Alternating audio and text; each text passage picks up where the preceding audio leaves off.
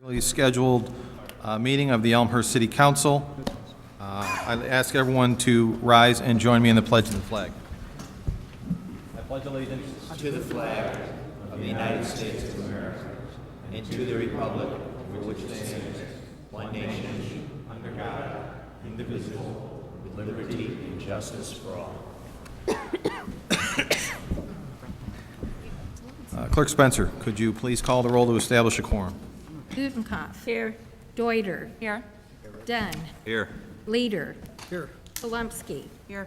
Bram. Here. Hipskin. Here. York. Here. Levin. Here. Healy. Here. Conquest. Here. Kennedy. Absent. Mulliner. Absent. Wagner. Absent. 11 present, 3 absent. Very good. 11 present, 3 absent. We do have a quorum. On to agenda item number 3, receipt of written communications from the public. Is there anybody in the audience who wishes to submit any written communication? If you so do, please approach the dais and give whatever you have to Clerk Spencer.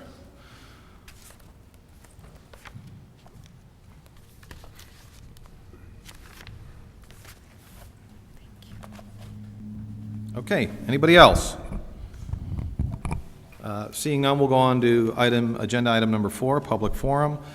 This is an opportunity for those of you sitting in the audience to address the City Council with whatever issue you may want to discuss.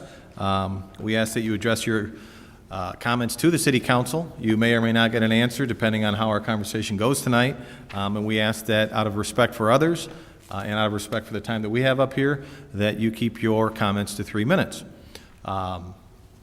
If you get close to 3 minutes or go over, I'll prompt you and let you know. I'll ask you to wrap up.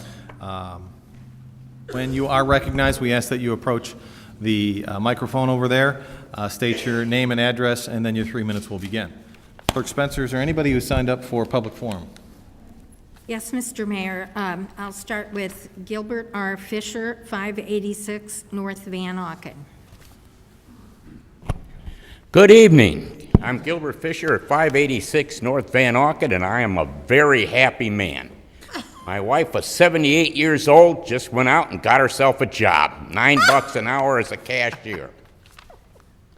We've been retired for many years, but with the price of everything going up and the taxes going up, and we like going on vacation, we just came back from a 16-day cruise. We have no money to keep going on cruises, so my 78-year-old wife went out and got a job as a cashier for $9 an hour. Bless her little soul. The last 15 years, this building, you people here have wasted over $100 million of our tax money. I'm imploring you to please stop it. Do not buy any more land. Do not build any more buildings. Don't do anything except what you're supposed to do. Hot summer days, cool nights. You want a window open to get the fresh breeze? Not at our house. Car goes down the street, it sounds like a train going through. We have to keep the windows closed. Roads are no good. Let's talk about taxes for a minute. My electric bill. Total electric bill, $67.94. That's probably low for you people, but it's high for us. Taxes. Environmental tax, 36 cents. Energy efficient program, $1.19. Franchise cost, 97 cents. State of Illinois tax, $2.11. Whoops, what's this on the bottom? Municipal tax for the city of Elmhurst, $3.59. You people really know how to rob us. You turn on the switch, you take our money. Put heat on, you take our money for the gas tax and everything else. Please don't do it anymore. Tonight, after you get done, make a new law to cut these taxes out 100%. In 3 years, you raised the taxes on our house over 400%. In 3 years, it went from $70 to over $300. 400% increase on the taxes on our house that's been paid for since 1989. There's something wrong. We had a little thing on board our cruise ship about romantic songs, wedding songs. I came up with the one, High Noon. High Noon is a very romantic song. Gary Cooper, Princess Kelly. Here's a man that just got married to a Quaker who doesn't like guns. What happens? When the gang comes to town, she picks up a gun and shoots one of the crooks because she loves her husband. That is a romantic song. But what about Gary Cooper at the end of the movie? He takes off his badge, throws it in the dirt.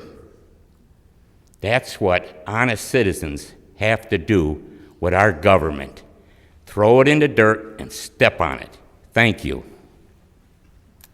Gene Evans, 225 Chandler Avenue. Thank you, Mr. Mayor and City Council. I'm Gene Evans, 225 Chandler, president of the Elmhurst Heritage Foundation. And I would like to invite the public to a public gala at celebration at Drury Lane, November 2nd at 6 o'clock. The event is part of our Visionary Voices campaign and will help support a new History of Elmhurst exhibit at the Elmhurst Historical Museum.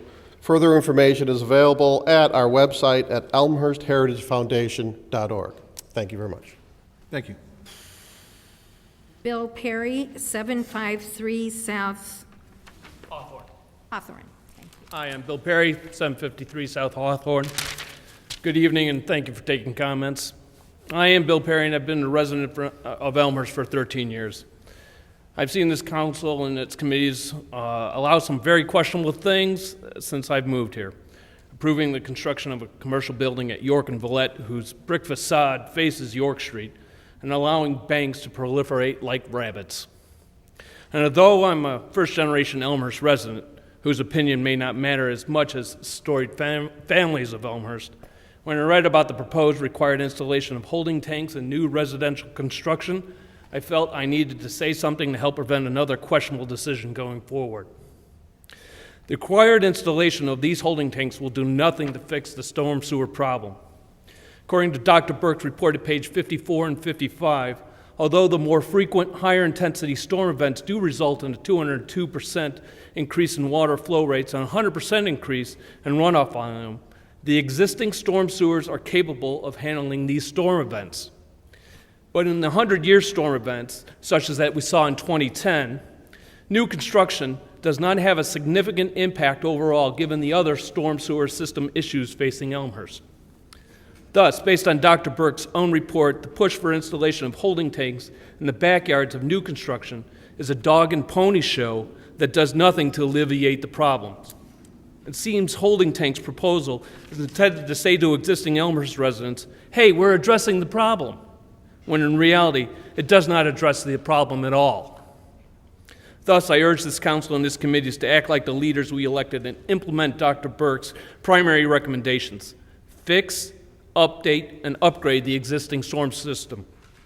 I'm not saying this will be easy politically or financially, but what I'm urging this council and its committees to do is to implement a permanent solution rather than slapping a temporary and ultimately ineffective Band-Aid. By doing so, you'll be seen as securing the future prosperity of Elmhurst for all present and future residents, rather than securing re-election at the expense of new residents who want to build new homes here. Thank you. Adam Hudson, 515 North Howard.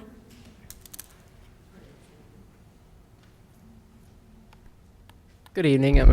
I'm Adam Hudson, 515 North Howard.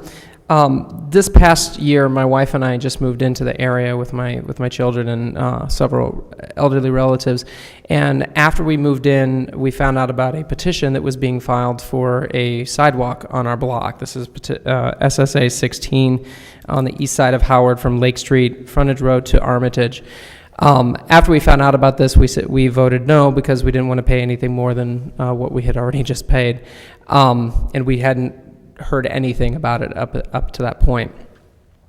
We then found a letter that was told to tell us how to block a petition for the SSA to go forward. So a fellow neighbor of mine and I went house to house down the entire block, and of all the neighbors that we talked to, 12 signed. Of the 20 houses that were on the block, 2 houses were unoccupied. One's currently demolished. And so that was, in our minds, we thought that was what we were supposed to do. I had called before we actually did the petition, and someone in the office here in the building told us that, I asked specifically, because I've never done a petition, I said, what do I need to do? And they said to go ahead and and make sure the petition was clear, and then people could sign it. And that was really the only direction that I was given. So given that information, I went through and we completed the petition period opened up on August 19th, and we got all the signatures done by August 22nd and turned in the petition on the 23rd. Just this past Wednesday on October 2nd, my neighbor informed me through an email that the petition apparently was being stopped, or that it wasn't valid. And at this point, I just want to know what I need to do to stop the petition, or to stop the sidewalk from being built. More than 50% of the houses on the block don't want it, and it sounds like it's really going through. So I just am very unclear as to the process, and there are other issues that were of concern, is we haven't gotten a clear indication of how much this petition's actually, or how much the service is going to cost. Originally, we were told $2,500. My alderman came by my office, or my house, and told me that it was about $500. And then my neighbor said $5,000. I'm getting all kinds of different numbers. I just want to know in writing how much it's going to cost, so that when my wife and I can make a decision. Thank you. Claude Pagash, 566 West Gladys.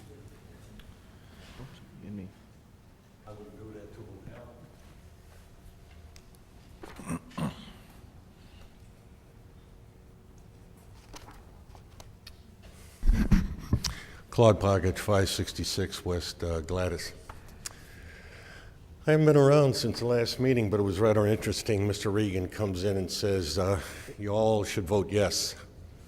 I don't know where Mr. Regan's been, but you got to get out of them woods or that cave. Send him over your little disc about the meetings, and probably what he'll find is this council never votes no. It votes yes all the time, so he doesn't have to worry about that aspect of it. That little thing with the general obligation bonds last meeting, very clever, very nicely done. Morley, if it wasn't for Mueller, wouldn't have suspended the rules. Isn't it interesting? The bonds were sold and you guys voted on it. Great. That's like voting on that the sun is the center of our universe. Terrific work, gentlemen, terrific. The TIF. I've been hammered about TIFs for a long time. You guys have passed them regularly. Well, there's a parking garage that sits in a TIF. And my understanding of TIF is that the money in that TIF is used to enhance it, improve it. And that's what you guys are saying. That parking garage is going to be an improvement. So if that's the case, then that TIF is going to pay for that parking garage, right? And you haven't spent a nickel of the homeowner's money on anything there, right? Isn't that what a TIF's supposed to do? It's supposed to enhance the area, pay for, I didn't pay for them sidewalks going in, did I, Morley? No, then we got these downspouts. 4 years ago, people came to this council and said this idea of tying downspouts into the stormwater system was ridiculous. But needless to say, our engineering department said, oh, geez, there's no proof of that. Now the proof is, you would desire that I put a 750-gallon tank in my backyard or dig a hole 15 by 30. As I step out my backyard, back door, I can step into my own portable swamp. Grand idea. Again, the residents are at fault for flooding. Aren't they? Certainly are. Yep, they certainly are. And as far as parking in this town, I've come to the conclusion the only reason this council or this city puts up light poles is to hang up parking signs. 2 hour, 3 hour, 1 hour, don't park. If you could find a sign for 15 minutes, you'd probably hang that. So there is no parking. And this new parking garage, I have no idea why you're sending it back to planning and zoning.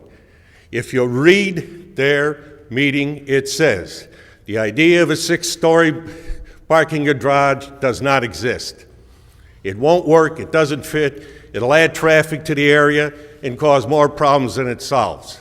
Mr. Pagash, you're over your 3 minutes. I'd ask if you'd wrap it up. Surely.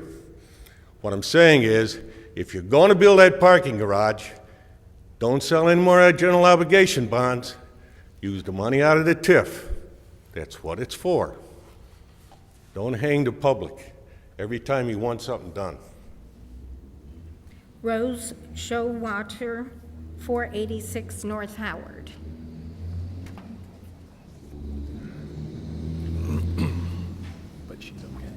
Hi, my name is Rose Showalter, and that is 485 North Howard Avenue. I actually submitted some written documentation regarding property damage, damage that was done to our property just this weekend due to new construction to the south of us. In what I submitted, I listed the detail of the damage, part of which several feet of our ground and earth under our driveway collapsed due to this construction, due to the excavation and the heavy rainfall that came on Saturday. Not only did the soil collapse in fall, but several feet of the fencing also caved in, and even the foundation wall that the construction company put in actually bowed. They were actually out this morning taking that down. So there's extensive damage, but one of the things I wanted to address right now is that I really would appreciate an answer from the city of Elmhurst how this inspection went through. I'd like an answer of how they were able to excavate so close to our property that the earth from under our driveway actually would cave in and collapse. So I'm very concerned about future damage on that, and that's another issue to be addressed. But I really would appreciate at some point that I would have an answer from the city and who inspected it and just the details and that. And on another note, I didn't plan on talking on, but Adam, our neighbor, just brought up about sidewalks. I just want to quickly add, I too was not informed of any of this. I just want to ditto what he said. Just today, when the people came to get signatures from our house, they said we only needed one signature. So my husband's side signed the petition against it. We also are against this, and but only to find out that they actually need all the signatures. So they don't have enough, and when there's the majority of the people don't want sidewalks. So I would appreciate just looking into that matter as well. Thank you. Tom Showalter, 485 North Howard. Hello, I'm Tom Showalter with 485 North Howard, and the new construction actually is just north of us. And I also was questioning how they can get so close. My driveway is not that wide. When I back out my car this morning, I have about a 30-foot by 10-foot deep cliff exactly off my driveway. I mean, it's not even an inch off my driveway. So I have a foot to the brick wall of my house and a foot to going into this crevice. Now I'm going to live with that for 2 weeks. Again, I was wondering how can they get that close without inspecting it and then not shoring up. And actually, when one of your people came out this morning, and I am grateful for the quick response as well. Everybody came out very quickly and took care of this problem. But he said, look, it's all black dirt coming down from there. So why they didn't shore that up in the first place when they dug it, rather than just being clay, was a concern to me. And I think even more of a concern is in the future. Since you're that close and you're disrupting that much earth around my whole driveway, and it's 10 feet deep. It's not like it's just a little shallow thing, and it goes straight down right now. What's going to happen a year from now or more when that earth settles? They put a new water main in the front, shut off a year or so ago. Earth was nice and level with that cap. Year later, it's 6 inches below. So if that happened with just a little water drain piece, what's going to happen to my driveway?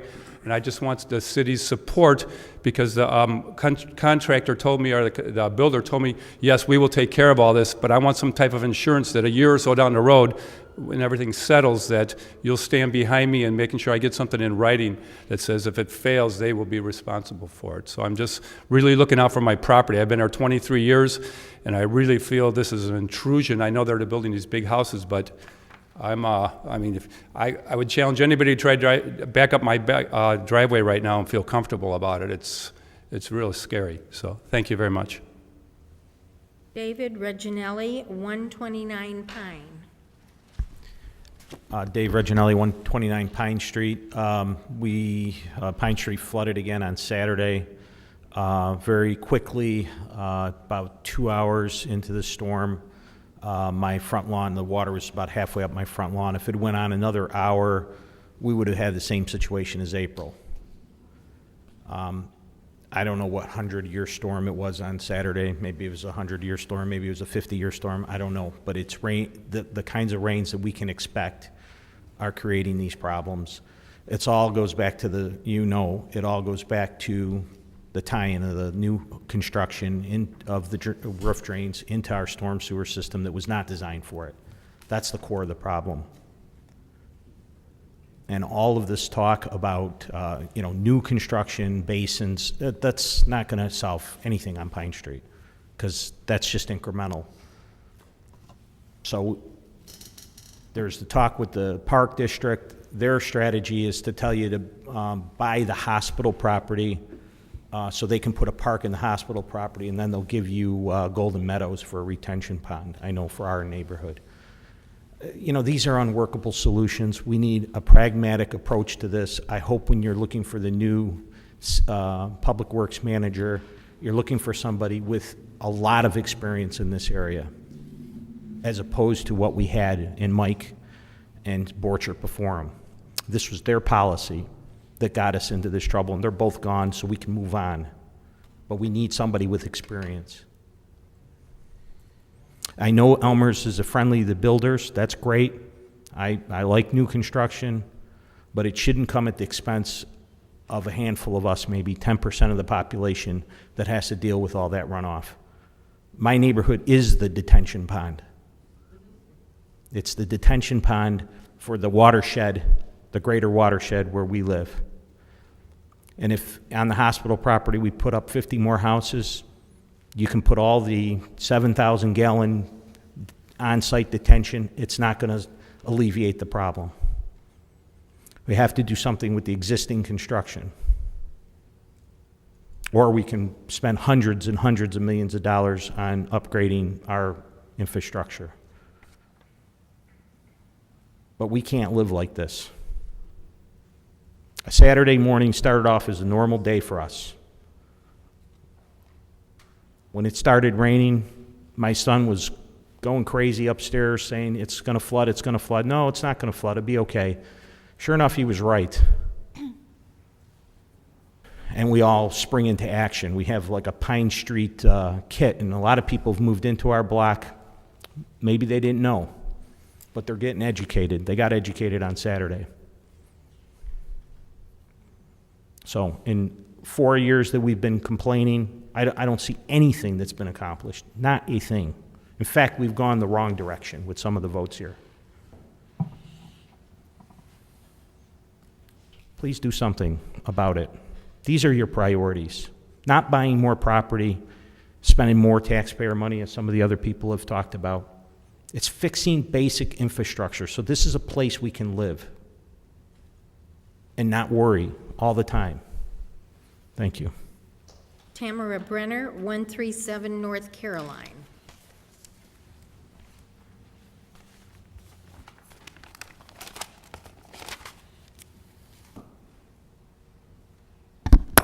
Tamara Brenner, 137 North Caroline. A couple of things. Last meeting day, which was September 16th, at the Committee of the Whole meeting about the Addison project, I was interested to hear, mentioned first by the city manager and then by several public officials, elected officials, the estimated construction costs for the Addison parking deck, $10.5 to $11.5 million for the 4-story structure, plus $2.7 million if it went up to a 6-story structure.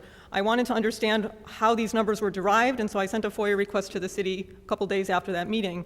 last Friday, I received a flat-out denial of my FOIA request from the city. I guess that was in the interest of openness and transparency to allow the citizens who are supposed to be paying for this parking garage by general obligation bonds to understand where these numbers are coming from. It is not prohibited for the city to disclose this information. The city could do so, but it's choosing to stand behind an exemption, which I am not clear actually applies or not, but they are asserting it right now. I would ask the city to please disclose this information. I don't know what it is trying to keep confidential at this point. It's public knowledge now that these numbers exist, and I'd like to know where they came from. Secondly, I'm really interested to see the parking study that was posted sometime between Friday and this morning. I checked on Friday. I finally saw it this morning. I read the whole thing. It's really got a lot of great information and data in there. I was interested to read the conclusion, the section that's labeled conclusion. There's 2 paragraphs in there. I don't actually come to the same conclusion as those 2 paragraphs after having looked at a bunch of the data that's in there. So I'll be interested to hear about how the consultants come to that conclusion when they do their presentation. A couple of interesting bits about it is that there's no area in the city that's under a parking deficit right now. There is sufficient parking for current conditions right now. And my interpretation of the numbers as I looked at them so far is that a 65-foot structure with 700 to 850 or whatever number of parking spaces is actually not indicated. It's not indicated. You guys should not do it. But I'm pretty sure you're all going to go ahead and pass the committee of the whole report, and that's pretty much the most bare bones and uninformative report that I've seen in a while, but it is going to allow for the city staff to start working on an exact 6-story structure or some other configuration that's above 45 feet. And that's going to go to the zoning commission at some point, at which time I'll be very interested to put in my 2 cents about all the different issues in the parking study and otherwise. One question I have about how that commission public hearing is going to go, which I raised at the last public hearing. In this case, the city of Elmhurst is going to be the applicant. The city of Elmhurst attorney was advising the zoning commission last time, and I would like to know if the city attorney's office is going to be recusing itself from being the advisory counsel to the zoning commission while it's sitting at the table as the applicant at the same time. I think that the city attorney should be recused, and they should obtain independent counsel for the zoning commission. Thanks. Last person to sign in, Kathleen Sullivan, 133 Pine Street.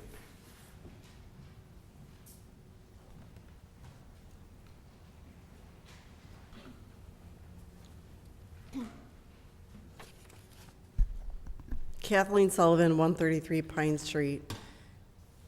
I hardly know what I can add to the comments I've given you over the years, but I mean, it flooded again on Saturday, and the rainstorm was much briefer than the ones that have caused flooding in our street before.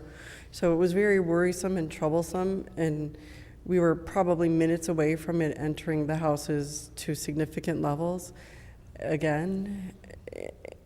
And Mr. Reginelli's right, it is not getting better. I know that the rear yard referral that's on the program for tonight, I think is a good idea. We don't need more rear yard drains. We don't need any more water added to the system. I do think that detaining water on individual properties that are constructed will be helpful in the long run as one of a number of things that need to be done, and it's not the whole solution. So don't anyone fool themselves thinking that if you vote that in, that is. There's a lot of things that need to be done, and we really need to start getting there. It's going incredibly slowly for those of us who live there, and those of us who have to live through it, and those of us who have to sit there, and we're just having a normal day. I mean, people had dropped their children off at sports activities, and then all of a sudden, we're not able to get their cars out of their driveways to go get their own children, okay? We couldn't get answers to calls from different officials in the town. The weekends are just not staffed here, and things like that. It's just so difficult to go through all of this, and I really didn't plan my comments for tonight, so I apologize, but it's just got to get fixed. And so spending money on other things we do see as wasteful. I hate to tell it to you, but you're not meeting the basic needs. So trying to sit there and self-actualize by building a parking garage so that people will come is not something that we see as needed. But, you know, we know that's probably going to happen, so, but I think then using the money out of the TIF is only what's fair, because again, that does make sense to me from what I've been listening to tonight. So, but we really, really need it to get going, okay? And it's got to go faster, because this is just so slow, incredibly slow, and incredibly painful. Thank you. That's That's it? it, Mr. Mayor. That's it for people who have signed up. Is there anybody in the audience who did not have an opportunity to sign up that'd like to speak? I see one hand. Is there anybody else before I recognize this gentleman? Sir, feel free to approach the microphone, state your name and address, and you have your 3 minutes. Oh, okay.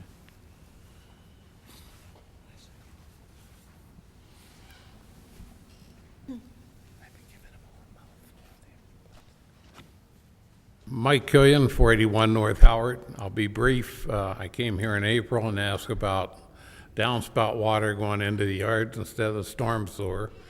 I haven't gotten an answer on that. The neighbors with the construction issue is a definite safety issue. I left tonight, they're still working out there. Hopefully they'll get that corrected. You did put in intakes in front of the house, and that was a plus. The last heavy rain, it didn't go over the asphalt curbs that you put in. I would have preferred a higher concrete curb, but they put in temporary asphalt. Hopefully that'll sustain through the winter. But we still need a pumping station. I went over and looked at the water flow through the cemetery, and that's inadequate. It comes down to, you need the sewer system there on the north side. If you're going to let all these houses exceed the footprint that they're replacing, and then you want to put in sidewalks, we want to stop the sidewalks. I heard about that recently in the last 2 days about what has to be done to stop that. And it's not clear whether we need additional names and signatures, or we need an all new petition. Things aren't getting clear. Just got a short, brief note from the city through the city attorney. So there's a lot of issues out there. Hopefully you'll begin to address them. And I do agree with the idea of buying no more property. Spend your money on infrastructure, and the city will be better off. Thank you. Is there anybody else who wants to comment tonight? Did I see? I thought I might have missed somebody. Okay, seeing none, we will move on to agenda item number 5, announcements. Is there any announcements this evening? Any aldermen or any elected officials with any announcements? Alderman York? Thank you, Your Honor. Just a quick reminder that there's a bike ride for elected officials and Park District and school boards this Saturday, October 12th, 2 p.m. at the old train station at Prairie Path and York Road. It'll be a casual ride. The south side of Elmhurst, we did the north side in the spring, just to kind of get an idea of biking conditions throughout the south side of the community, and there will be a reception afterwards. Thank you. Alderman Dunn? Yes, thank you, Mr. Mayor. I wanted to announce that Alderman Leader and I are having a town hall meeting on this Thursday, October 10th. That was originally scheduled for October 9th, but we had to move it one day. So I apologize for that, but it's this Thursday, October 10th at 7:30 at Fire Station 1 in the basement. Alderman Levin. Well, I'm going to need a little help from Alderman Healy, but the 5th Ward meeting, is it October 23rd I had? As October 23rd for 5th Ward residents at the Knights of Columbus at 7:30 for all 5th Ward residents. Any other announcements at this time? Seeing none, we'll move on to agenda item number 6, the consent agenda. Is there any item on the consent agenda and any alderman would like to have pulled, possibly further discuss? No items on the consent agenda to be pulled. Okay. Seeing none, I will ask for a motion to approve the consent agenda, including all of the items on our agenda through item 6.20. Asking for a motion. Alderman Deuter with a motion to approve. Alderman York with a second. Clerk Spencer. Deuter. Aye. York. Aye. Levin. Aye. Healy. Aye. Onquist. Aye. Kennedy, absent. Mulliner, absent. Wagner, absent. Gudenkauf. Aye. Dunn. Aye. Leader. Aye. Palumski. Aye. Graham. Aye. Hipskin. Aye. 11 ayes, 0 nays, 3 absent. 11 ayes, 0 nays, 3 absent. That motion carries. The consent agenda is approved as noted. On to reports and recommendations. Agenda item number 7. Clerk Spencer? Patty? Oh, Patty. Are you going to talk about the steps? Prepared to, did you Sure. Well, after Jim. I have none. I know that, I have no report. I know that City Manager Grabowski does have some information as it relates to a recent flooding, among other issues. Right, I do, thank you. First, a reminder that next week's committee meetings are moved to Tuesday, the 15th, for the Columbus Day holiday. So we will not be meeting Monday the 14th, but Tuesday the 15th. I did want to address the storm over the weekend, because it was kind of, it really kind of came out of nowhere and hit us. And just to give you an idea of the severity of the storm, we had readings from 1.5 inches to 2.5 inches of water within probably a half hour's time. It was really intense. In fact, the creek came up some 3 to 3.5 feet, depending on where it was measured, Salt Creek. So it was significant. And I know a lot of people acknowledge the street flooding, and a lot of that was due to the leaves that were in the street blocking the grates. I know a lot of people were out clearing grates, and we're certainly appreciative of that, of those who were able to come out and take care of that. We obviously have some other issues that we're dealing with in the long term. We did have some public works crews come in to check after the storm came in, and we were able to bring them in. Things functioned, the equipment that we have functioned the way it was supposed to. There was a question that we got about the underpass. That functioned the way that it is designed and built to function. It did sustain water for approximately 4 hours, but eventually drained down once the system could handle the water. I know that today we were out sweeping. The public works crews were out sweeping along with Waste Management, who's our contract sweeper. They were out sweeping a section of town between York and 290 from North Avenue to the UP tracks. And then, as I said, the city sweepers are out as well, doing particular areas. So we will continue with that to make sure that the leaves as they come down are cleared, so that we give our storm system the best chance possible to keep up. Next, I have a couple of items on the budget. As you see before you this evening, we are happy and proud to present the 2014 fiscal year draft budget for the City Council's review. I'm reserving my introduction and comments on the document for our first review session, October 21st. However, I do want to thank Marilyn Gaston and Tom Trezine for all of their work on this. Moving the fiscal year from May 1 to January 1 sounds a lot easier than it actually is. So I know that in between all the other things they have going on, they were able to get this out for presentation tonight. And then I'd also like to thank all the department directors for their input on the budget as well.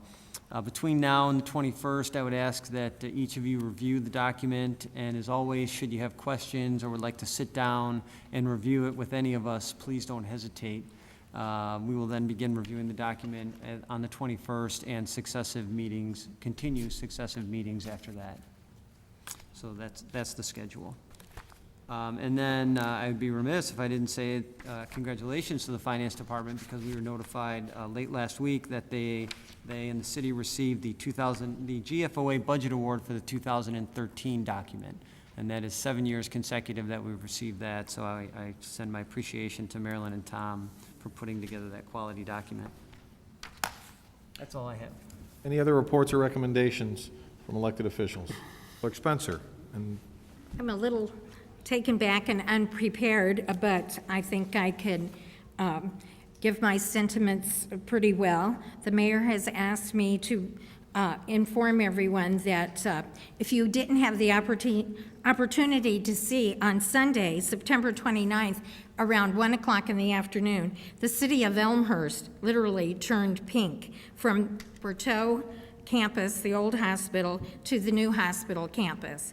And it was a 3K run, 3K? 5K. 5K walk, excuse me, a 5K walk to raise money for the new cancer center at Edward Elmhurst Healthcare. It was quite a lovely event. The mayor stepped off right in fine style with his lovely First Lady, Nancy, and we were told that 800 people registered for this event. So it was really lovely. I was a part of it. I had a team, a carryover from the relay team, Patty's Peeps, and to date, I believe it's close to $150,000 that has been raised from this race. And there's a couple of more steps to pink. One of them is October 18th, a luncheon at Butterfield Country Club with a motivational speaker. That might be sold out, but there's something, one last step, and unfortunately, I don't think any of these wonderful elected officials are going to attend, but everyone's welcome to go to Roberto's on October 29th. That's a Monday night. We'll be working.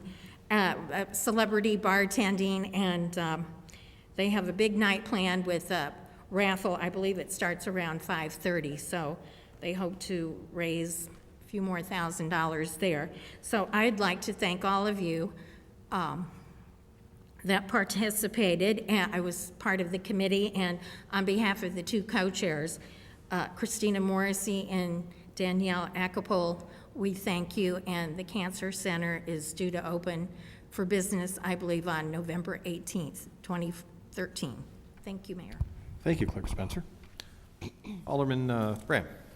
Thank you, Mr. Mayor. And I echo Clerk Spencer's comments in regards to the walk/race was it last weekend? 2 weekends ago now. But I wanted to comment on some of the statements that were made by my residents this evening in regards to sidewalks, in regards to the sewer grates, and in regards to new construction. Those three things, while some of the residents are here, I know one gentleman walked off this evening already. In regards to the sidewalks, the blocking petition that was mentioned this evening, just to make sure it's clear, it's not a blocking petition against the sidewalks per se. It's a blocking I can't speak tonight. Blocking petition against the SSA that enables funding for the sidewalks.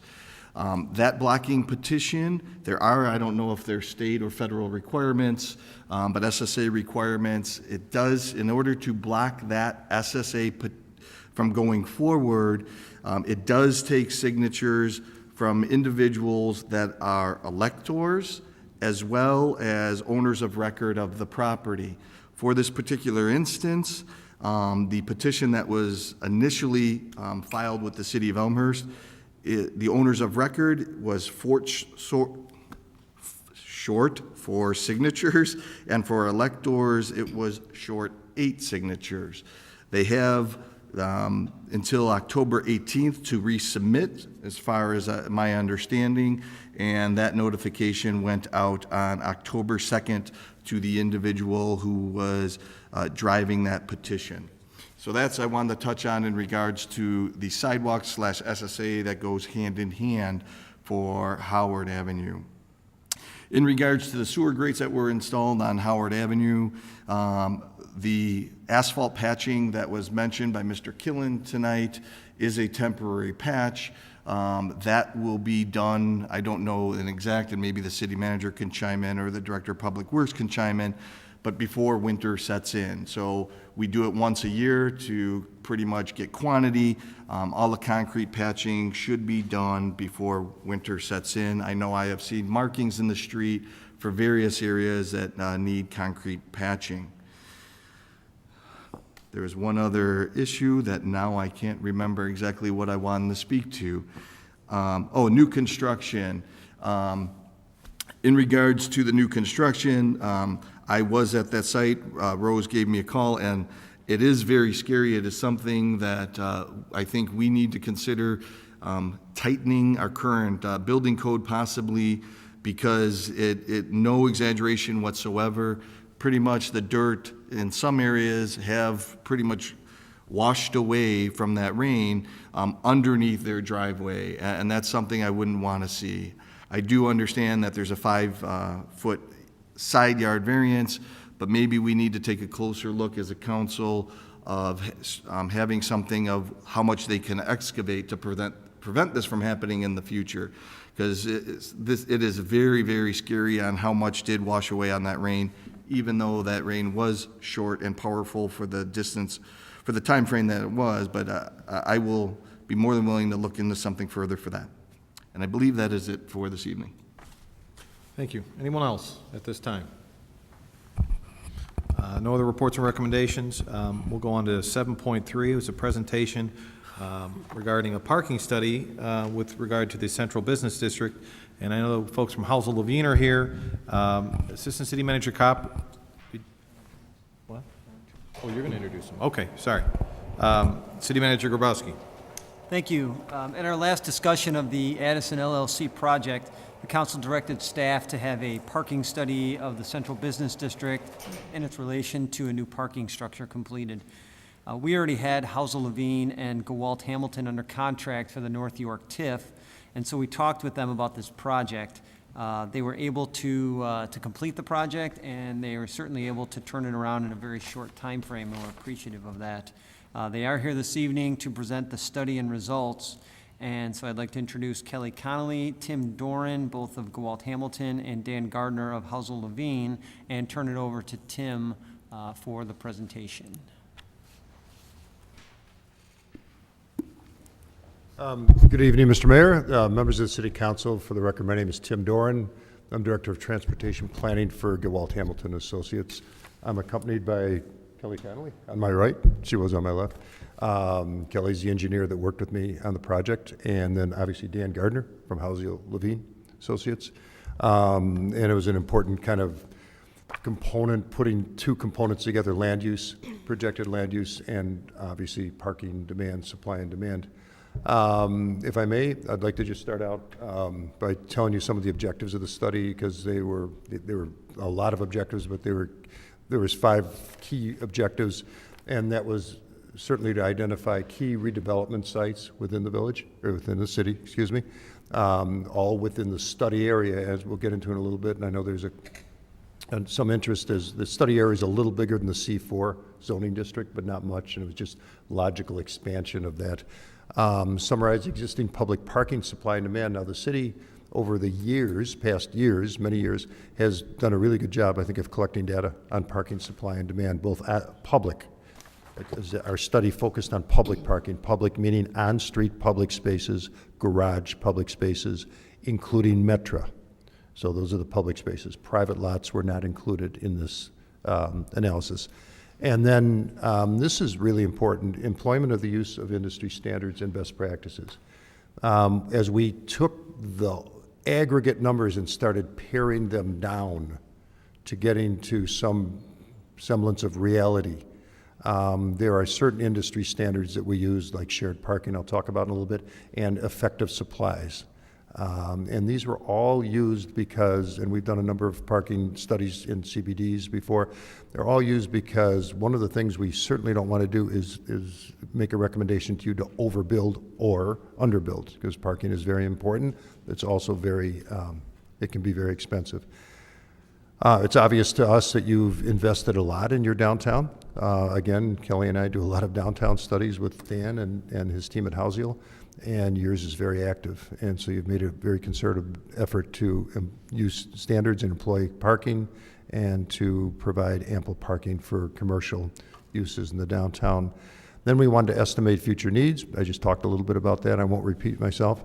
But as important as anything else was we compartmentalized the downtown into what we called zones, A, B, C, and D. South of the tracks was a no-brainer. That became its own zone. Not because somebody in nice weather wouldn't park down there and walk north of the tracks, but as we experienced tonight, as we came out of the snuggery, we had dinner there, we came out and a freight goes by. And I know the freights on the UP, on this line, as they are on the Burlington line, are plentiful. So generally, people do not want to park south, cross railroad tracks to go to a point north. So that became its own zone, and that was important because we wanted to use logic and employ industry best standards to look at analysis zones. The study limits, generally the C4 zoning district, generally, but we looked at strategic parking, public parking that was outside of the C4, so we included those in a zone. For the most part, we didn't go too much outside of the C4 area. The green line represents the study area, the blue line represents the study area, the green line is the C4 district. You want to go back for a second? We divided into blocks for tallying purposes. So those were blocks, we just, for whatever reason, they seemed like logical, natural blocks. We took the data that was given to us by the city, the parking supply and occupancy, and broke them out into those blocks, which later become zones. And there were 8 sites for redevelopment. This is talking a little bit about the redevelopment. This is very important. There was 8 sites, including the garage site, which I believe was going to have 15 to 19,000 square feet of retail associated with it. So we looked at a baseline condition, first floor retail, restaurant, and entertainment. So the assumption that Dan and his firm made was the first floor would be retail, restaurant, and or entertainment. The second floor would be office or medical office. And then for anything above that, the assumption, and you have to make some assumptions, these studies would be residential. And very important, as in most cases, whether they're rental or condo units, we made the assumption again that residential development is generally self-parked. Here's our methodology. We use the existing public supply that I talked about. We identified 2 peak periods. It was easy for us to jump and look right at the peak period, which was 1 to 2 p.m. on a weekday, 1 to 2 p.m. That's the peak demand period. And it may seem odd to some, but that's when the metro spaces are filled also. If you look at night, some of the areas around the entertainment venues and the restaurants may be busier, but metro spaces open up, so there's more supply at night. But during that 1 to 2, and it was generally longer than there, it was probably between 11 and 2:30, that's the busiest time for parking demand in your downtown. That's the busiest time. We also looked at one evening selection too, as I just mentioned before, because the entertainment venues are very busy in the evening. So that was, I believe, 7 to 8 p.m. at night. Then we grouped the study area into walkable zones. So we've gone from the blocks that we just showed you a few minutes ago, where we had the tabulations of on-street and public supply. We lumped and grouped them into zones. And someone's going to say, I don't like that zone, or that's a crazy zone. But generally, Metro divided the zone on the bottom, which isn't showing up here, pardon me, Zone D on the bottom. That was easy. That was south of the Metro tracks. And York Road generally decided left to right, east to west. And we broke A. B we kept as its own zone, because B is where the garage will be. No matter how big it is, B was going to be a very important zone. And B has a lot of development parcels in it, prospective development parcels. C to the east was fairly well, didn't have a lot of development parcels, and A to the north had some. So those were the zones for A, B, C, and D, and we went through this and tested it with a lot of people in the office who do parking studies, and they felt very comfortable with it. So we then, from those zones, we projected future parking generation. Now, each one of those land uses that I described a few minutes ago, first floor retail, entertainment venues, second floor office or medical office, and above that residential, each one of those has its own parking attributes.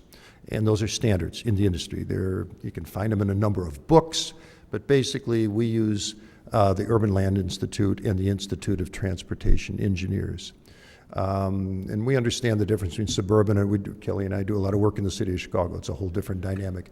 Out here in the burbs, we understand the dynamics of land uses relative to parking. And I can't say it enough how important parking is to your downtown. Your downtown, unlike a lot of downtowns in the Chicago metropolitan area, is alive and well and cooking.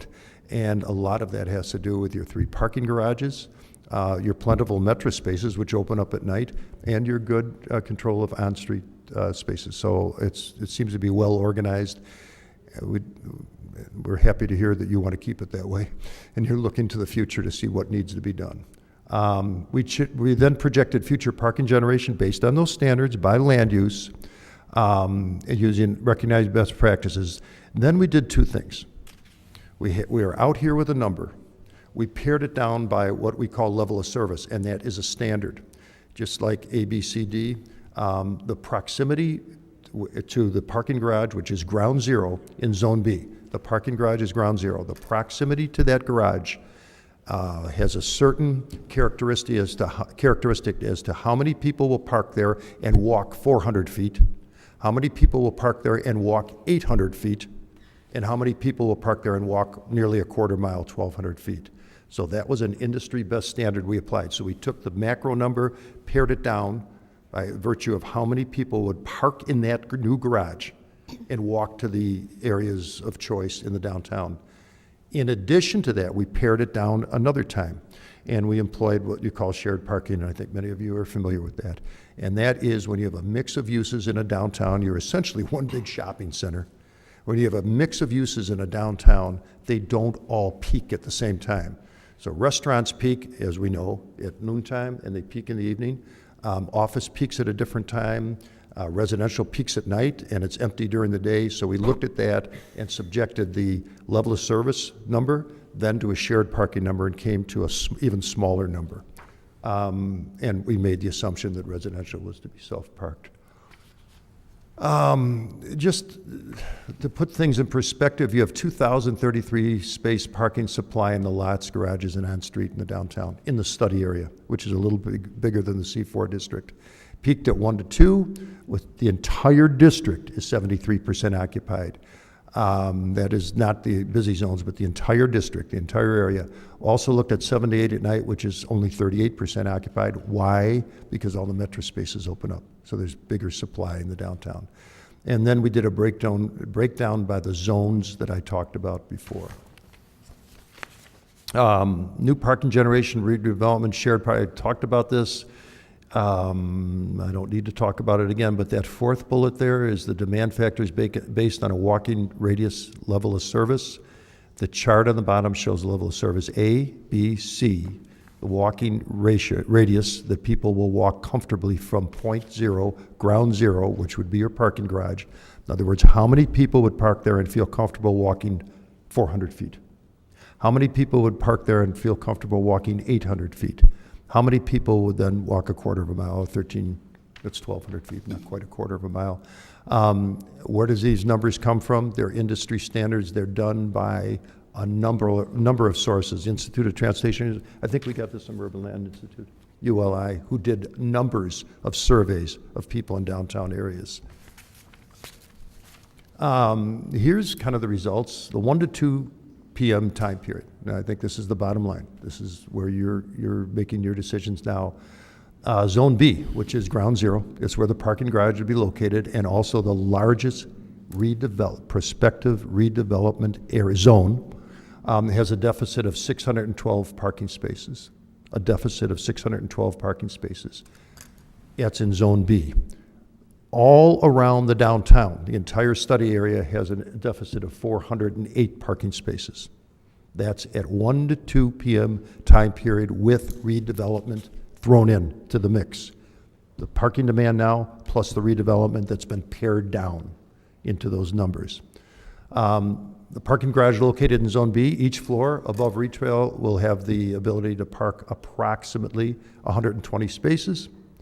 5 floors of parking gives you 607 spaces, 6 floors of parking. This is above the first floor, because the first floor, remember, is 15,000 square feet of retail and about 7 ADA spaces, and the rest are ramps. So there's essentially nothing on the first floor for public parking. You'd go either ground plus 5 or grade plus 6. That's the number it gives you. But there's one more component. In the world of parking, there's something called effective parking. You've all experienced it either at Oak Brook or in downtown Elmhurst or somewhere where you want a parking space and you get tired of driving around and around and around looking for a space, and you just give up and go and find something else. That's called effective parking. So for every 100 spaces you build, only 85 of them, maybe 90, are effectively the supply that you can use for your parkers. Only 85 or 90% of those spaces. If you park on the roof in the winter, you're going to deal with snow. You deal with snow, then you're going to lose even more spaces. So we then, after all of this, we applied the effective ratio of 85% of the supply. So the 5 floors of effective supply of 516 spaces leaves a Zone B deficit of nearly 100 spaces. So you had, even with building the garage with grade plus 5, that was a number, I think it was 702. When you apply the 85% factor to it, you now have 516 spaces available to the public based on standards, and that leaves you with a deficit in that zone, in Zone B, of 96 spaces. 6 floors above grade, effective supply, 85%, of 618 spaces provides a surplus of 6 spaces over your demand, over your future demand. All pared down, as I talked before, shared parking essentially, all pared down. So the difference between 5 and 6, 1 meets it, 6 floors above grade meets it, 5 floors above grade leaves almost 100-car deficit in parking in Zone B. Now the overall, 5 floors meets overall deficit in the entire downtown study area, but not Zone B, which is an important component, and it's your prime redevelopment area. 6 floors meets the overall and Zone B during the busiest times. Yeah, go back. I don't want to say thank you yet. There may be a lot of questions. I'm sure there are. So that's it. Now, what was not figured in? You have some vacancies in the downtown. For instance, in office, you have about 20-some thousand square feet of vacant office space that was not factored into this. So that could be an additional component of demand. But essentially, I think we employed and used and applied all of the standards that you could possibly imagine to get the number down to a realistic number. And that's where we're at. So, Mr. Mayor, be happy to answer your questions. Thank you very much. There's a lot to digest. Does anybody want to start off with a question? Alderman Gutenkopf. Thank you. And thank you very much for conducting this analysis. I personally appreciate it. I think it's been very difficult for us to really talk effectively about how big this parking deck should be without data. And so I do appreciate having data. I have several questions, if I may. And I'd like to start by talking about redevelopment, potential redevelopment sites, and how this relates to the projected parking need and the time frame that this assumes. We've found that building parking decks has provided adequate parking for 9 and 12 years respectively, at which time we've added additional parking. The decks were built to expand. At least 2 of our parking decks have. And so I think this is a really critical part of this conversation, is that first of all, we need to be very clear that your projected deficit only occurs if one assumes that every single one of those purple blocks has been developed. And I can't say that enough. This is based on the assumption that every single one of the sites you've identified is developed. That's correct. As I understand your report, today, we have a surplus in Zone B of 134 spaces. That there is no deficit in Zone B at the moment. That maybe, if I may, just That let me Zone refer back to B the numbers before I confirm that, but I think you are correct. We'll check the numbers right now, but obviously you read the report. Yes. Well, I have them in front of me. Yeah. It says that existing peak demand in Zone B is 478 spaces, and the supply is 612. So at the moment, Plus. there is a surplus of That's correct. 134 spaces in Zone B. That is correct. At the moment. And that redevelopment and future demand are conjecture based on the assumption that these sites are going to be developed. Did you factor in a particular time frame over which these sites would be developed and at which point we would need that additional 612 spaces?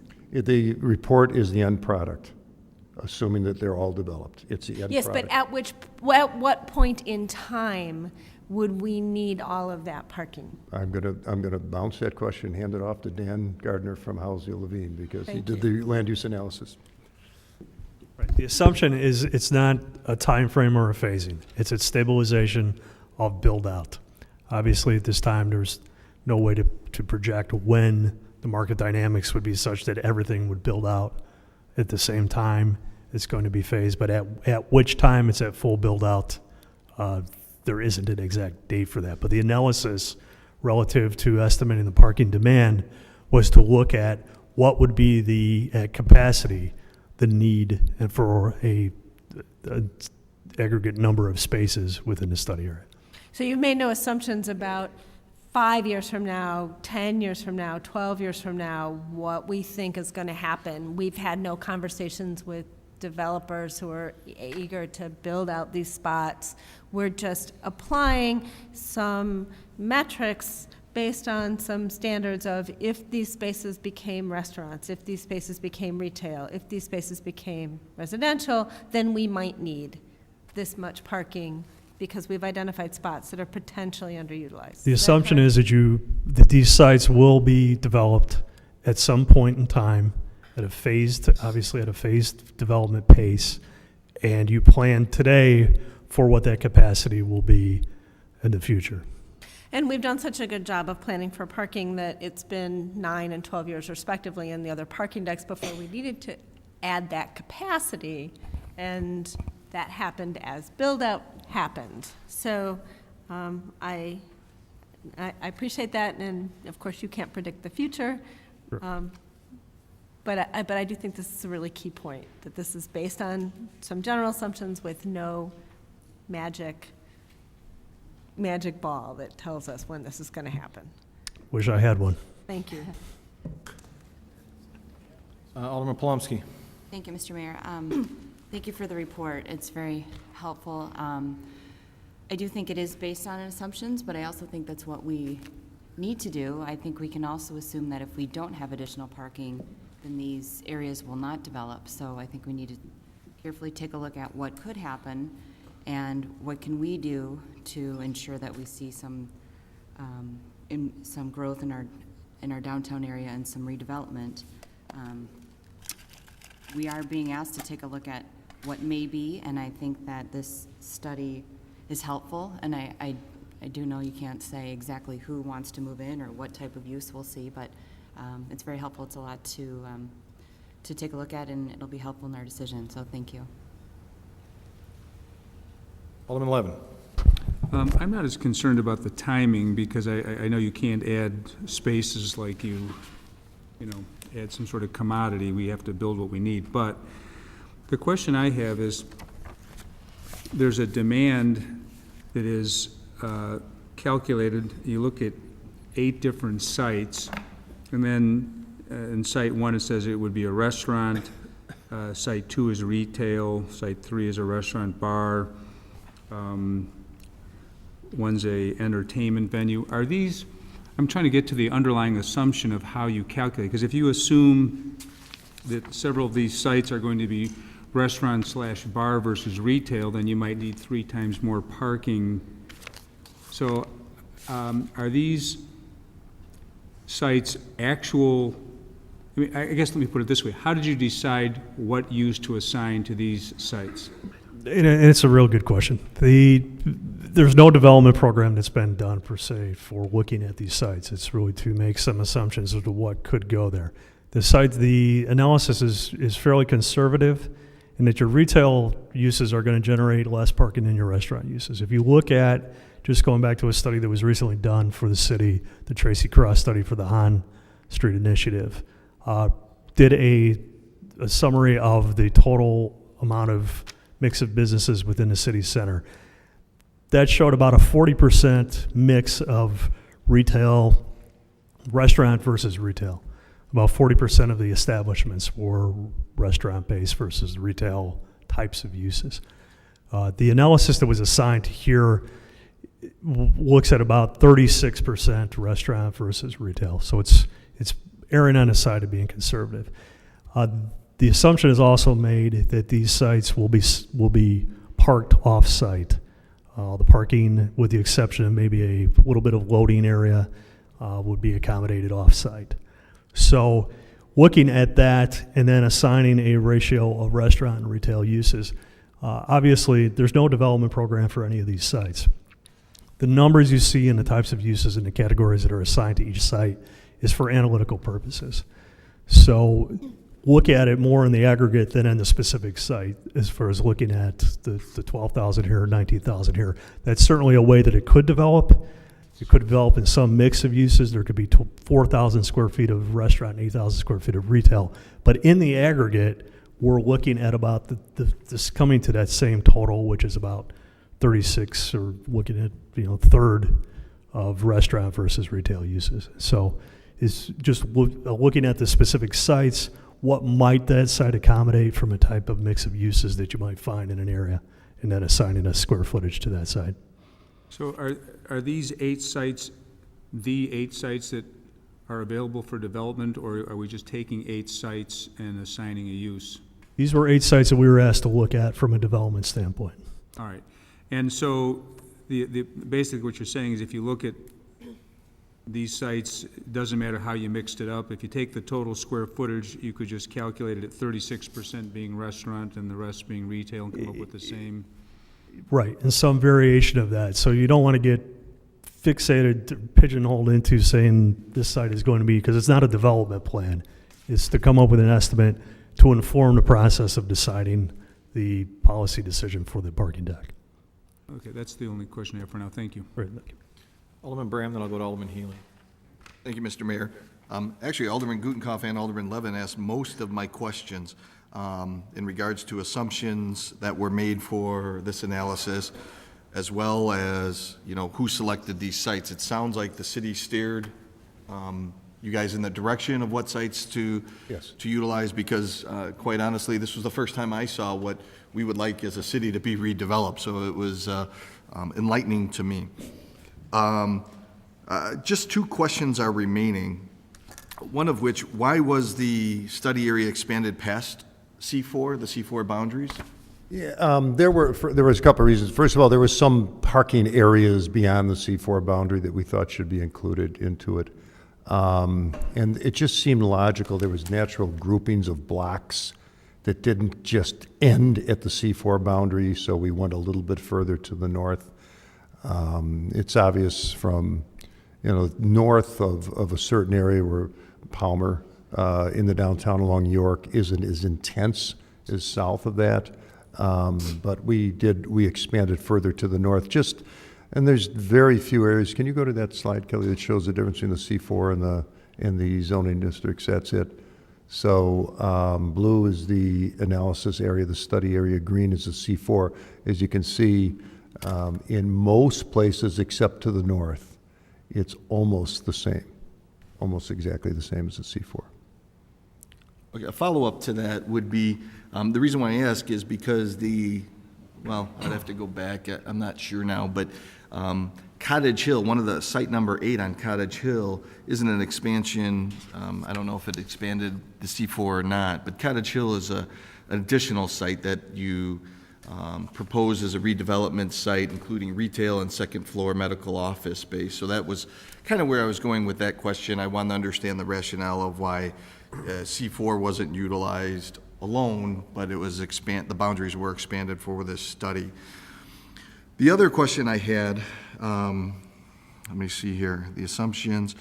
What assumptions were made when including the total overall parking, including the redevelopment sites? It seems to everything that I've read here, it didn't include anything from our current C4 parking requirements. One of which, it was mentioned about residential on, I don't know, 3rd and 4th floor, whatever. In C4, it is a requirement, which I don't see in your calculations at all, which would skew it in the opposite direction even during the busy hour. Anything about these redevelopment sites, including the required C4 parking for residential, which I believe is either 2 or 2.5 per unit, depending on the size of the unit.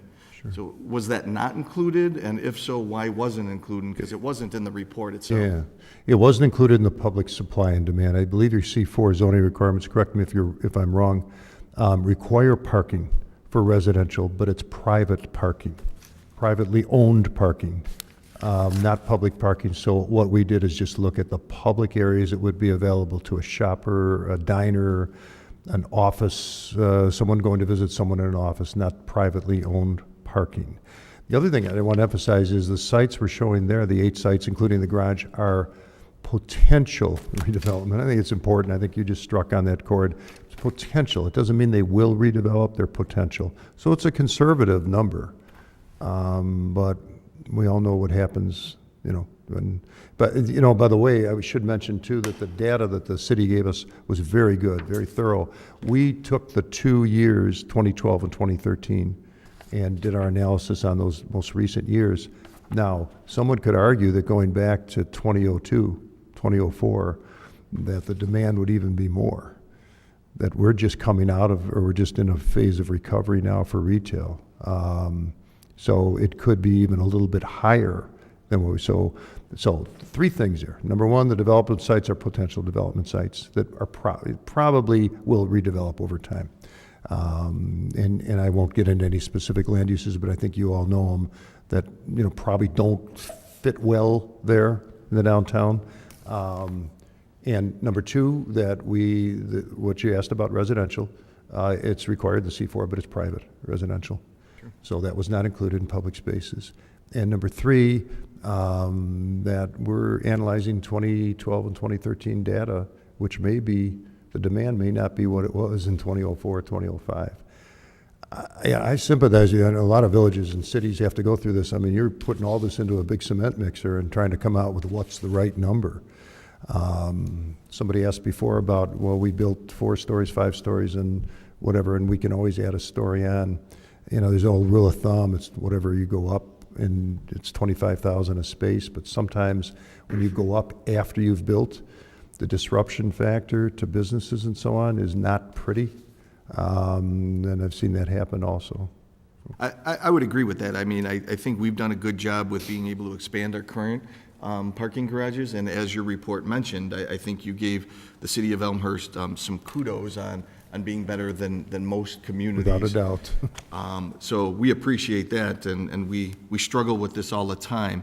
I guess what it comes down to for me is the selected proposed redevelopment sites a reality in our near term, and Alderman Gutenkopf hinted at this, and you answered them, or your team answered them honestly, and that is, you know, there really is no time frame. You know, I guess it's hard to say, especially more so now, because at least in the C4 area, C4, C4A, our TIF is pretty much at the end of its life. Yeah. So it's not like on the public side we have influence on any of these sites being redeveloped like we have in the past, I don't know, 36 plus years. Yeah. With the original TIF and the extension of the TIF. So I guess weighing the overall report, I think we're doing a bang-up job from where we are today. You know, the report does emphasize these redevelopment sites. It seems to me that's an extreme in the near term when we're considering this, because even when the public side has contributed to assisting in redevelopment, the timeline hasn't been as good as one would originally think, being pretty much 1 in every 5 years, it seems like lately. So from the private sector, redeveloping 8 sites within what I would say an appropriate time frame, being 10, maybe even 20 years, seems aggressive. But in order to do it, obviously you need the parking to have anyone from the private side rebuild and redevelop in your downtown. Yeah, that's an interesting factor too. We haven't even discussed its chicken and egg thing. Right. Parking comes first or development comes first. Now with residential, it's easy because they build their own. But, and that's from a market perspective, not just a zoning ordinance, but a code enforcement thing, but it's also from a market factor. They have to have parking with residential, or those places don't sell. Somebody just want to add one thing. The idea that as far as the parking requirements, all of this, and I know it was stated, but I just want to go back to it, is assuming that everything is parked off-site. So if you think of something like a restaurant like Olive Garden, just looking at their own site requirements, and I'm not saying that Olive Garden is going to be one of these sites, but potentially could be. I mean, a 7,500 square foot Olive Garden, which is part of their own prototype from their own site requirements, would require about 125 to 145 spaces on site.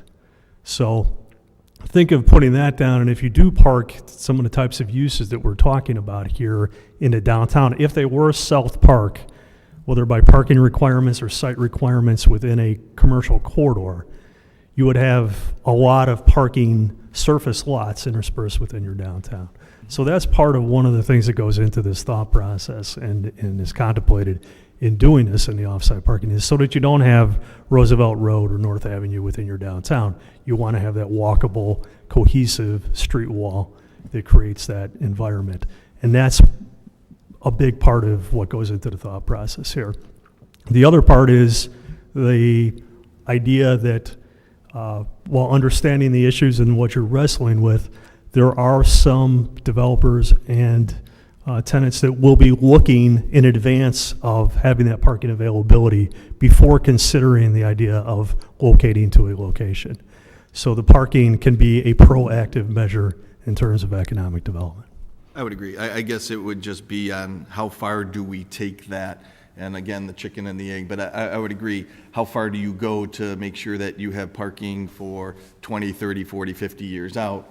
I don't know what the appropriate number is there, but just using a few decades as a barometer. So, thank you much. Alderman Healy. Thank you, Mr. Mayor. So I have a couple questions regarding the conclusions. So I understand that the eight proposed development sites represent an aggregate of square footage, and that you've just delegated, accordingly. Yes. Well, I just wanted to define that. So they're aggregates within that zone. Within that zone. Right. So if 20 years down the road, if these 8 developments come to fruition and the square footage is close, the 36, 38, 40% for restaurant, et cetera, is close, is the conclusion of this report that if we were to build a 6-story deck, that would satisfy the parking needs of those proposed developments, assuming they're within proximity of the percentages of the aggregate? Yes, grade plus 6. Grade, because grade has it's got retail on it, which is also a development site. Right. Grade plus 6 would satisfy it by, I think it was 6 or 8 spaces, that's all. So then if these developments then start occurring, we would need to make additional plans for additional parking, because if we were to build a 6-story deck, that should take care of the... That is correct. That's our assumption. So I think I know the answer to this next question, but I'm going to ask it anyway. So, for example, Site 7, which is at First Avenue and Addison, it's kind of the big L-shaped building. If, for example, that was a retail, as you've tentatively suggested it, and we decided to put a 3-story deck in addition to retail there, any additional parking that we were to propose as part of that site could theoretically take parking off of the proposed 6-story deck, and the numbers would still work. Yes, if you did a development on a site and it was retail and it wasn't required to have parking, I'll be honest with you, I don't know what your code calls for on retail, but assuming there's forgiveness or maybe no parking requirements for new retail. But if you had parking associated with a new development, that would be, yes, it would be less demand on what we had projected. That is correct. It would be less demand needed at the 6-story deck. At the 6-story deck, that's correct. Okay, thank you. Alderman Dunn. Yes, thank you, Mr. Mayor. I want to thank you for putting the report together, and especially with how expeditiously you put it together. I, quite frankly, was thinking we'd see this in another month or two. So it's great to see a pretty thorough study in such a short time period. Thank you. One question is, we have a development project on the north side of York called the Han Street project. There is parking associated with that. Did you assume that was parking neutral, that it would be self-sufficient for that project with the residential component that would be in there in the potential retail? Where is that now? Is that a plan development that's been approved? I don't see it on here. So, is it the office?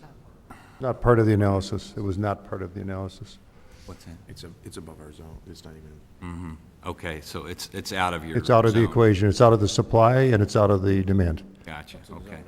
Another question is, you talked about level of service and effectivity ratios for how far people are willing to walk. Is there any data or factors that you use for number of floors that a parking garage? The number of what, I'm sorry? Number of floors that a parking garage would be constructed at, where you'd prefer to park on the second floor rather than the 10th. Is there any discounting for that? Other than the 85th percentile factor, the effective rate, no.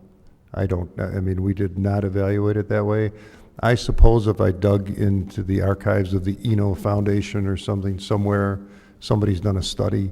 It's not readily available in the Institute of Transportation Engineers and not readily available in the Urban Land Institute.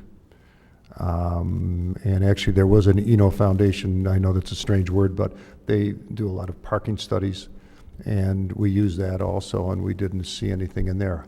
However, let me say this again, there will be people that get to the third, if you had a 7-level deck, and you got to the 3rd level or 4th level and didn't find a space, you may just head down that ramp and leave.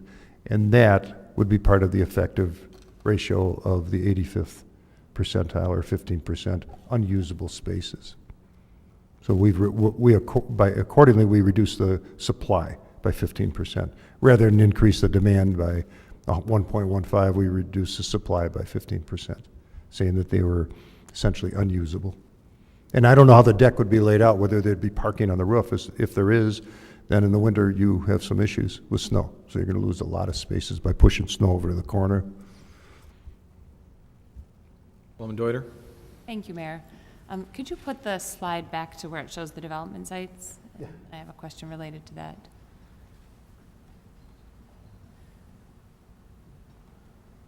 So my question is, so we talked about the 612 number of spots short in Zone B, and I appreciate the concept of looking at things by zones. But I want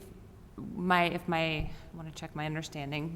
The way I see the numbers is that in Zone C, even with all this development coming online, they have an excess supply of about 160 spaces. Yeah, there's an excess in C. Yeah, that's correct. So I just want to check to see if it's reasonable to assume that the 2 developments happening on York, I think they're numbers 5 and 6, maybe the 2. It's right by the number 9 on your chart here. 6. Would it be reasonable to assume that those could be served by the parking that's located in Zone C, because they're on the edge of that? They're on the edge of Zone B. Yeah, are you talking about the 2 sites? But they are in Zone C, aren't they? No, they were captured, for the analysis, they were captured Sites in 5 Zone. and 6. Oh, I'm sorry. Okay, those 2 on the west side, yeah.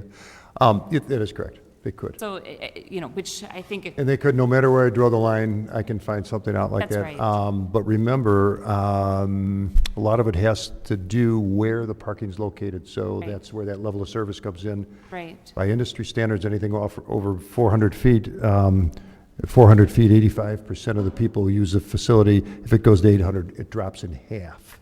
So if Okay. the parking, now you have a deck in Zone C Right. over on the east, kind of the eastern portion. Right. On Palmer, that's probably beyond the 400 limit and maybe close to the 800 limit for those 2 developments. I'm not sure how far it is, but my sense is that right now it's that lot that serves the movie theater and a lot of our development, our existing demand on York. Yeah. So in my mind, it's not unreasonable to think that that Schiller deck could continue. It is not unreasonable what you're saying. I understand it. And we said York is just a natural barrier, not a barrier at all, but it's just a natural dividing line. Right. And you had to And put I it don't know, that's why we wanted to show numbers aggregate in the downtown. So there's always some surpluses somewhere. It's just how far people will walk. It's a good point. Alderman Plumsky. Thank you. I have a question about the walking radius, looking at level of service, and I was wondering, are there any changes in what you've seen over time? Are people becoming more willing to walk a greater distance? Do you think, in 10 years, it's going to be more expected that people drive less, or when they go to a destination, they walk more? And also, does our weather have any impact on how this is looked at? Absolutely. It depends. 6 months of the year, people will walk longer intuitively. 6 months of the year, they won't. I know we would, and we came down here to meet the other day, and we were going to Starbucks, and we came down York Road. I think we went around the block 3 times looking for an on-street space. It was about 11 o'clock in the morning, and that's a nice problem to have. So we circled and circled, circled. We knew where the garages were, and we ended up, I think, parking over on Addison. But yeah, in nice weather, people will walk longer, and it depends on where they're going. If they're going to the movie theater as a husband and wife, and they're out and they're going to a movie theater, I think they'd walk longer. I don't know. Again, I don't have data on that, but intuitively would think so. Nice weather, 6 months a year, 7 months a year. Okay, and so these numbers are based on nice weather or just an average of? They're based on standards, industry standards. Even in nice weather, and that goes back to what the Alderman's question was before, would people walk from B to C over to your garage and B? Maybe. In nice weather, maybe. Thank you. Yeah, sure, Dan's got a comment.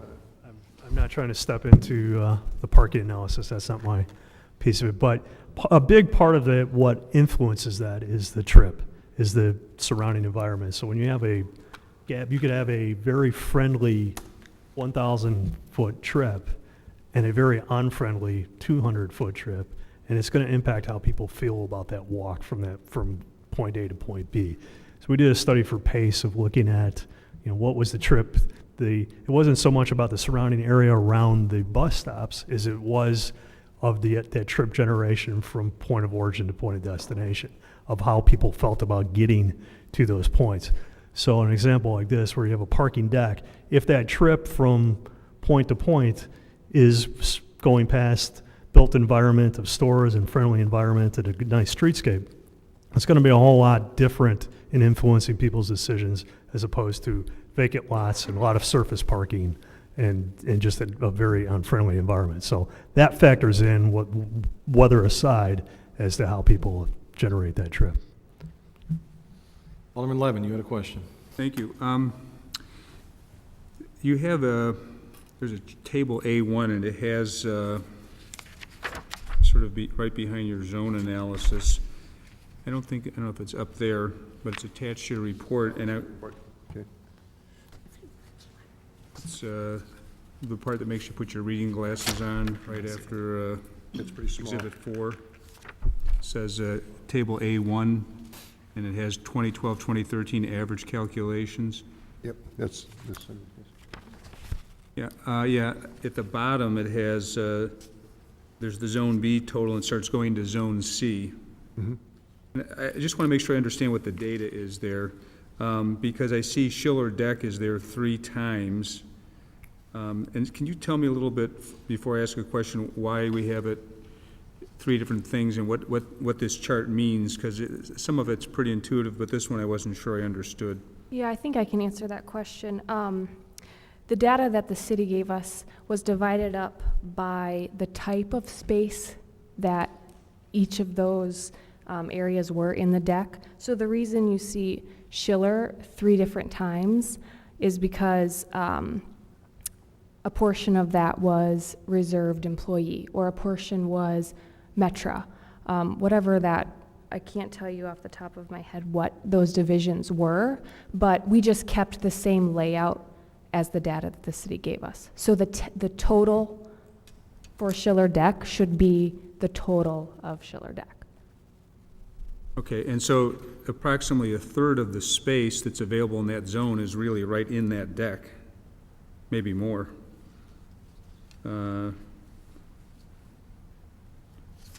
Maybe half the space is all in that deck.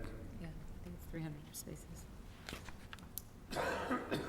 So I guess the reason I'm asking this question is assuming it's half the space is there, and we divide a zone between B and C, and it's kind of an artificial line. I think that people are maybe less willing to walk over to Addison Street, which is a big block away, but to cross York Street to park doesn't seem like a much of a demarcation between zones when it's really right across the street from the zone. And if it's indicating that there's additional space in that zone and it's right across the street, you could, it's a very short, as Tim would say, friendly block to walk. But I just want to, I'm not criticizing, I just want to make sure I understand. Yeah, it's valid. I'd like to point out, though, that, we didn't take a flat-out, anyone associated with this, any parkers associated with this site will only park in the deck, or they will only park in Zone C. It was a percentage based on level of service and walking distance. So if you did have a site that was on the other side of York, we wouldn't say, no, they are not going to park in the deck because they're in Zone C. We apply a percentage effectiveness to those generation numbers. Okay. The other question, and it was sort of explored here, but I just want to make sure I understand it, because I know personally if I come downtown and I want to get, a Chipotle sandwich or something, and it's Friday night, my tolerance, well, I'll do whatever I have to do, but if it's parking on the top of the deck, really, it's a I'll drive around. I've explored your concepts here, and I'm looking for that maybe 10-minute parking space, and I think, am I really going to drive to the top of the deck, which is maybe 4 stories high and a very slow elevator coming down? Are you telling me there's really no engineering in the parking area that talks about what people will do in those situations? Yeah, it's basically the effective supply. That's why we apply the 15%. It's sort of a circulation perspective of level of service, and that's where the 15% comes in. Okay, thank you. Any additional comments, questions? Alderman Bram. Just one, and as Alderman Polumsky was speaking, I thought of this, and I know this wouldn't have a big dent in either direction, but was alternate modes of transportation viewed when doing this study? We have obviously a lot of residential around our downtown that I believe, at least I would like to believe, I don't know if it's reality, walks to or bikes to our downtown areas, and we're doing a pretty good job and stepping up every day in regards to parking bicycles throughout our downtown area. So was any of that considered when talking about what our actual need would be, because we are trying to, accommodate various modes of transportation other than just cars? Yeah, absolutely. Thank you for bringing that up, because we did neglect to put it in the presentation. But the parking generation rates that we use to come up with the numbers, they do take into account transit trips or bike trips or people that live around downtown that will walk. And generally, it's about a 10% reduction from a shopping center rate, if you will. The downtown rate is about 10%. Thank you. Any other comments or questions? Alderman Dunn. I want to confirm your calculation on your existing supply. Did you use the shared concept on that? Because I didn't really get that from your methodology. The existing supply was simply a tally of the city's data, an occupancy of the spaces by time period. And how about the existing demand that went along with that? The existing demand was simply what was observed. Okay. How many observations did you take? Actually, the city provided us with data back to about 1994. However, our report is based on the average of 2012 and 2013.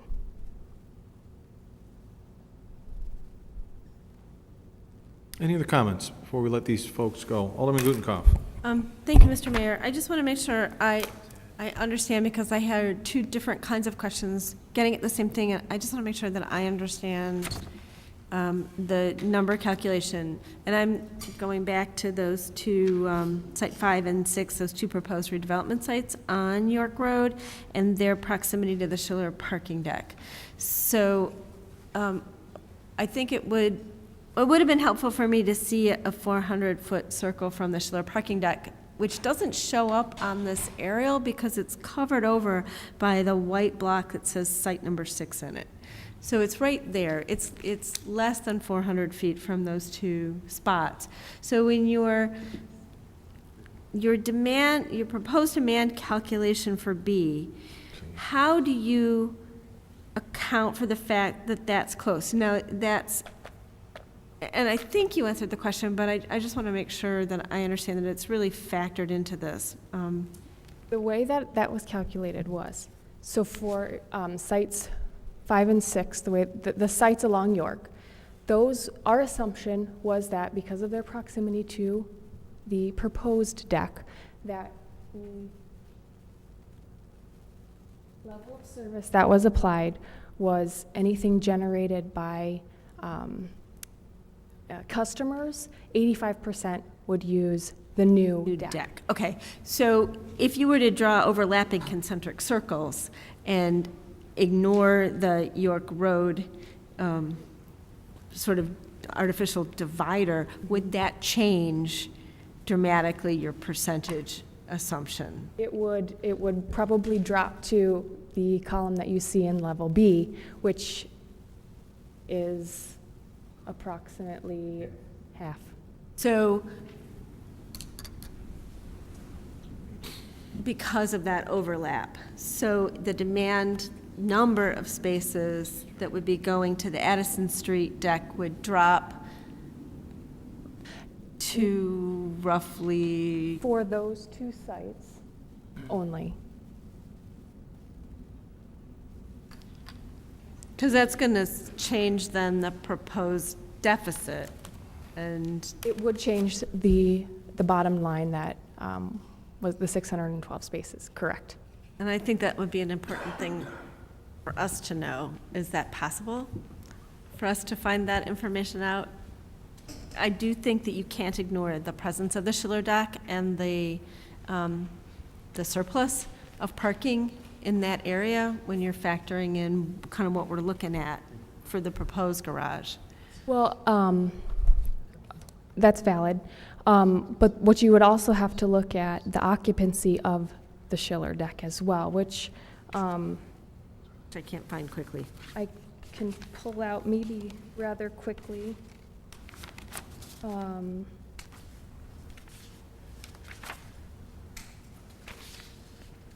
It looks like,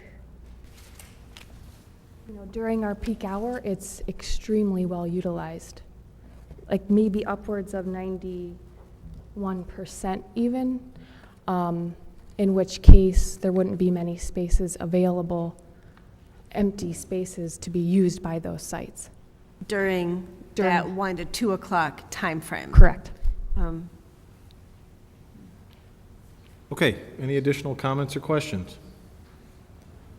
Can I just follow up one question, one issue on that? Just the one thing that was considered, we talked about these 8 development sites, but if you look at the identification of development sites, there weren't any identified in Site C, just because of the analysis is looking at that range in Zone B. So I just want to point that out, that there could be developments in the future that occur in Site C. So this is not to say that nothing will happen in the future in C that would also generate some potential use. So I just think it's an important thing just to point out how the analysis is conducted. Okay, any other comments? Alderman Hipskin, I don't think we've heard from you yet. Okay, I have a comment actually to the city council to take a look. I know that we've looked at the data from 2011 and 2012. Let's also keep in mind that the hospital was not using the parking at that period of time. So that if we were to take a larger sample, I think we'd have much different results.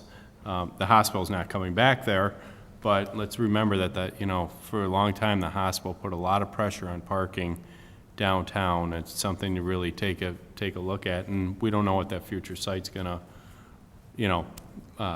give to the city, but there was a lot of pressure on parking with the hospital there. So keep that in mind.